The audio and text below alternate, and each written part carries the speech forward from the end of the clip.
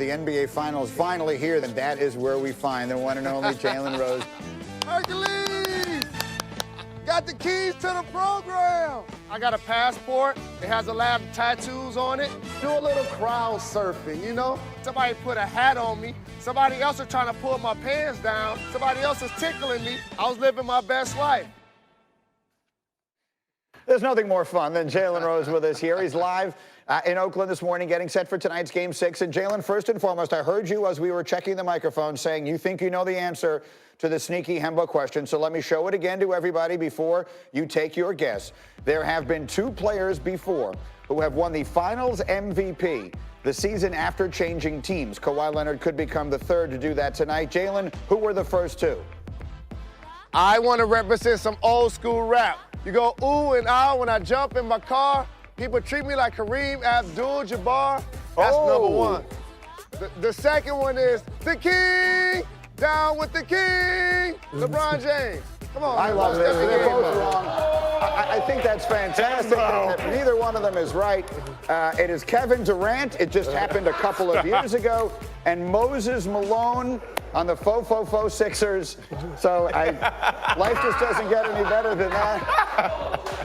Hey, you gonna find a way to make it right. All of you young people, I promise all of you young people, I actually knew the answer to that, but I didn't pay attention to the question. You know? He found a way to make it right again. That's on me. I so wish everyone that we had recorded the conversation that we had in the meeting this morning about how Jalen manages to do that all the time. All right, well done. You had it right, even though you got it wrong. We get it. Okay, let's get down to business here. Let's get to the important stuff. Jalen Rose, Warriors at home. You talked the other day about all of the emotion that they will draw from their crowd in the last game at Oracle and all the emotion they will have in trying to play for their fallen teammate in Kevin Durant. Do you believe that emotion will be enough to get them past a Raptors team tonight that has been the better team through 5 games of these finals? I do, and the thing about Laura keeping you guys in check this morning, Karan Butler, Jay Williams, Dominique Foxworth, Marcus Spears, and you, Mike Greenberg, let me just tell you this. Role players play so much better at home. So the Splash Brothers, they're going to come out and give you those 60 points because they've been terrific, in particular the last couple of games. But all of a sudden, a guy like Andre Iguodala, who, by the way, they're disrespecting him so much that they're guarding him with Marc Gasol. Marc Gasol is 6'11". He's slow of foot, and he's guarding a guy that was just Finals MVP a couple of seasons ago. That's so disrespectful, it's baffling. He has to make a shot. How about Draymond Green? Going into the game, he knows Kevin Durant's not gonna play.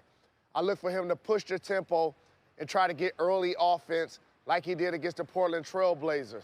That's gonna be paramount for this team. So the Golden State Warriors playing on their home floor. DeMarcus Cousins, he was about to get his first DNP of his career. This is a guy that's been a multi-time All-Star. And this is how it works. You go from starting on a team that made it to the finals when you've never been there. You play well in game 2, and then you struggle. And then they come to you and say, we're going to put Kevon Looney, who's injured, in the game before you. And you're sitting over there like, wow, I'm not going to play today. And then KD gets hurt.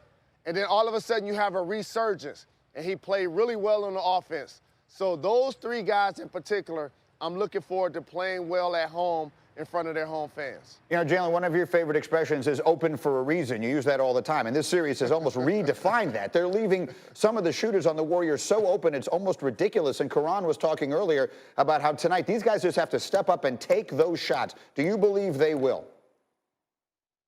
I believe they're going to step up and take them.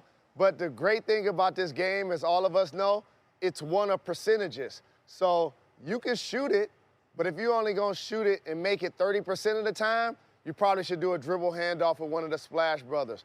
You probably should pump fake and try to drive and kick. You got to understand the moment and the scenario. But early in the game, that's when it's your opportunity to be aggressive. And I feel like role players are going to be that. The Toronto Raptors have already won 3 games at Oracle this season, 2 in this series. I'm really hard-pressed to feel like they'll sweep the Golden State Warriors on their floor in the NBA Finals. How crazy is it there? You're in Oakland again, the last night ever in that arena that means so much to that community. How crazy is it? Let me tell you how crazy it is, Greeny. It's about 6:30 a.m., and I'll tell you something. It's legal out here. I smell it. It's in the air. Everybody's enthusiastic about their Warriors. They're really getting ready for the game tonight. They've already started. And I know in Toronto they got Jurassic Park, and they're lining up, and they're getting ready to go. But I'm telling you, I see people with their blue cards, and they're excited about their Warriors tonight, and they're going to play well in front of their home fans. Okay, I like that. And that one, if that was a problem, it's on me. Okay, let's go to the other stories that we have here this morning. Anthony Davis with the Lakers. That stuff is heating up, according to Woj yesterday. How do you see that thing playing out? So this is the elephant in the room. The Lakers tried to get this done during the season with Magic Johnson at the helm. The problem is, whatever they were offering in February is the same thing they're offering right now. But the difference is this. Since that time, we've discovered that Brandon Ingram had an issue with blood clot, which we hope that he comes back and he's healthy and ready to play, which the team said that he was. Lonzo Ball did not finish the season in uniform because he was hurt, and Kyle Kuzma continued to ascend. So those are three players, along with the number 4 pick, that you want to package for Anthony Davis. But how is Gail Benson, the owner of the Pelicans, going to take to a team making a trade for their franchise's best player when they feel like they were tampered with? So now they're looking down at the phone, and before, when it was 213-323-310 area code, voicemail. Now it's like, wait a minute, he doesn't want to go to play in Boston. We don't know if the Knicks have the assets, so the Lakers have an opportunity to get it done. It'll be interesting to see if Rich Paul, David Griffin, along with the Lakers brass, are able to get this deal done, because we know that's where he wants to play. All right, well done. Jalen, outstanding. Thank you so much. Enjoy the game tonight. We'll check in tomorrow. We'll see if Rostradamus is right and the Warriors are able to keep this series alive and go to a Game 7. Let's take a look again. After that thrilling Game 5 win on Monday night, the action is back in Oracle tonight. Game 6, Raptors looking to close out their first NBA title. Warriors trying to force a Game 7 Sunday. Back in Toronto. Coverage starts with Jalen and Company NBA Countdown, 8:30 Eastern on ABC and the ESPN app. Let's get up and go. Get you caught up on everything. There is nothing weird or dramatic about the NBA free agency, said no one, ever. And literally weeks before Kyrie Irving is going to hit the market, he said bye to his agent, the same agent that Kyrie has had since he was the #1 pick back in 2011. Kyrie is likely to join Rock Nation, which, by the way, is Jay-Z's group. Good morning, Woj. Morning, Nicole. What does the agent change? Particularly this likely change to Rock Nation. What does that say about where Kyrie may end up? I don't know that this indicates at all any change in how he's going to view his free agency. He is 27 years old. He has been in this league a long time. He knows what he wants in free agency. Jeff Wexler, the agent he was with, one of the most respected agents in the league, put him in the Uncle Drew commercials, a lot of national marketing. Built him up to this point. Yeah, and when he wanted to get out of Cleveland, helps him get to the Boston Celtics, which was a place Kyrie wanted to be, and then Kyrie publicly commits to staying there. My sense was always Wexler had wanted, certainly him to honor that word that he had made publicly, but it's Kyrie Irving's decision who he wants to have represent him. I think right now the Nets are certainly foremost in his mind. The Celtics continue to try to recruit him. That's part of the Anthony Davis talks. But at his age, his experience in the league, he knows what he wants from a team standpoint. I don't think that's dictated to by an agent. Kevin Durant certainly knows what he wants, and it is not what he's got right now. Durant announced his own injury yesterday on Instagram. It is a ruptured Achilles, and he had surgery yesterday. The free agent picture changed drastically the second Durant went down. How is this now already playing out? Well, two things. You look through the marketplace for Kevin Durant. How does it impact what teams are willing to offer him in free agency? My sense is it really hasn't changed. That the same teams who are going to recruit Kevin Durant, including the Golden State Warriors to stay, that they understand next year is essentially a red shirt, and you'd be paying Kevin Durant on a long-term deal, but you're hopefully going to get the 3 years after that or the 4 years after it if you stay in Golden State. They can do a 5-year deal. It's interesting, though, how it impacts Kyrie Irving. because his thought had been whether it was with the Nets or the Knicks, he could partner with Durant there. Now he doesn't have that opportunity to partner next season with him. It would be, they might be teammates next year, but he wouldn't be playing with Kevin. Kevin's going to miss next season. Does that open the door back up for Boston if they can make a trade for Anthony Davis? The Celtics are certainly hoping that's the case. We're talking about all of this right now like it's already the offseason, and it is not. Game 6 of the NBA Finals is tonight, 9 Eastern on ABC and the ESPN app. Randolph. All right, Nicole, thank you. Yeah, let's go by the numbers on this Game 6 tonight that she mentioned. The final game at Oracle Arena, and for as good as the Dubs' home court advantage has been in recent years, man, they've struggled against Toronto this season, losing all 3 matchups. But it's tough to knock out the champs at home. In the last 25 years, reigning champs facing elimination are 5-1 at home in the finals. One loss, though, was by Golden State. And Kevin Durant is out. That means Golden State will need more from Steph, averaging 10 more points per 36 minutes with Durant off the floor this postseason. All right, good to have Seth Greenberg here to coach us up ahead of Game 6. And Kawhi Leonard averaging 37 points a game, 58% shooting against these Warriors in this series. So if you're on that Golden State coaching staff, what's the best way here to go about defending against this man?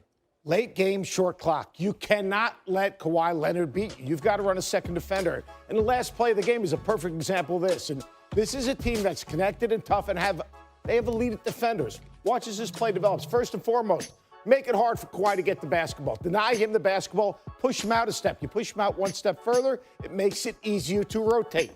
Then, once he does get the basketball, because you pushed him away from the basket, now you can set your defense. Deny him the ball and then run a second defender at him. Look right here, Andre Iguodala. He's going to see this play develop. He is connected with Klay Thompson. As this play develops, Iguodala, he's talking, great communication. You've got to take away the ball side corner, guys. That's an open 3. So what happens right here? Here comes the double team. But watch right here. Watch Draymond Green. Draymond Green makes this play because when the ball gets reversed, you got it out of Kawhi's hands. Notice Draymond Green is above right there, Gasol. Gasol cannot screen him. Now on the pass, watch the last part of this play. You say, what? All of a sudden, Kyle Lowry hit the side of the backboard. Why? Because Draymond Green ran at his shooting hand and contested the shot. That's what Golden State needs to do. Short clock, late game, get the ball out of Kawhi's hands, make him make an extra pass, be connected. If they're going to win this game, that guy can't take over the game. Short clock, late game. Just ask 76ers what he's capable of with the game on the line. It's Seth Greenberg with the inside dangerous. all morning on SportsCenter AM.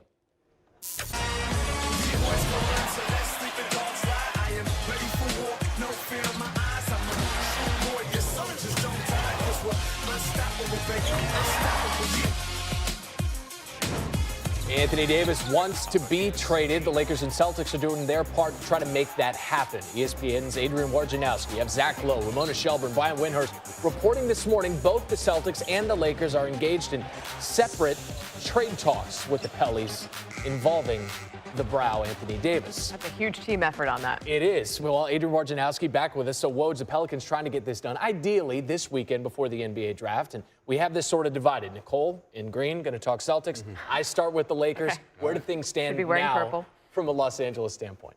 Well, the one thing that is appealing in a deal with the Lakers for New Orleans is that 4th overall pick in next Thursday's NBA draft. That has a lot of value either to trade and use in New Orleans or use that 4th pick to canvass the league and see what kind of a all-star player, a good young player might be available for New Orleans in a 3-way deal. That's part of the conversation going on right now between the Lakers and Pelicans. But the Pels want back, a significant haul for Anthony Davis, Brandon Ingram, Lonzo Ball. They would love to have Kyle Kuzma in that deal, that 4th overall pick. And right now it's a negotiation. The Pelicans want a significant haul for Anthony Davis is why I find the Celtics part of this so terribly fascinating, in part because of what his agent, Rich Paul, told SI. And I want to quote this. They can trade for him, but it'll be for 1 year. In the event that he decides to walk away and you give away assets, don't blame Rich Paul. Which seems to me like the agent is trying to napalm anything the Celtics are trying to do. Given that, What does this actually do to the Celtics' efforts? Well, the Celtics have known that this has been Anthony Davis and Rich Paul's stance all year. I mean, ever since he asked for the trade. You know, they are trying to work this process to get him to the Lakers, and you try to depress the rest of the market. But Danny Ainge has been undeterred. He has believed all along that if he could get Anthony Davis in a trade, that they could help. That they would be able to try to sell him over the year to resign. And then Kyrie Irving, their thought all along was if the two of them were together and playing in Boston with the rest of the core that they could still have after a trade, that they'd have a team neither would want to leave. And with Kevin Durant now out next season, and the idea of Kyrie Irving and Durant playing together would be delayed for a whole full year, well, it gives Danny Ainge and Boston some thought. Let's kind of re-engage on Kyrie Irving here about this Anthony Davis idea, and they're still involved. They're trying to be a part of this trade conversation. How much of that confidence that we can convince you to stay is based on the fact that Paul George had a year in OKC and then decided to stay long term, and the fact that Kawhi is having success that he's having in Toronto? It's absolutely part of it, and it's a belief in Boston of their organization, you know, Brad Stevens, the winning they've done, and the fact that they'll still be able to pay Anthony Davis more money than anybody else, including the Lakers, that following year. But it's a risk. I mean, if you put hypothetically Jason Tatum in that trade, you're risking going in a year of losing Kyrie Irving in free agency, trading Tatum, and then Anthony Davis walking on you. That's a lot, and that certainly is going to give them some pause about including Tatum in the deal. But I'm not sure how you get a deal done with the Pelicans without Tatum in it. Who said the drama ended when the season ended? It's like the new chapter of drama. Thanks, Woj. Thanks, guys.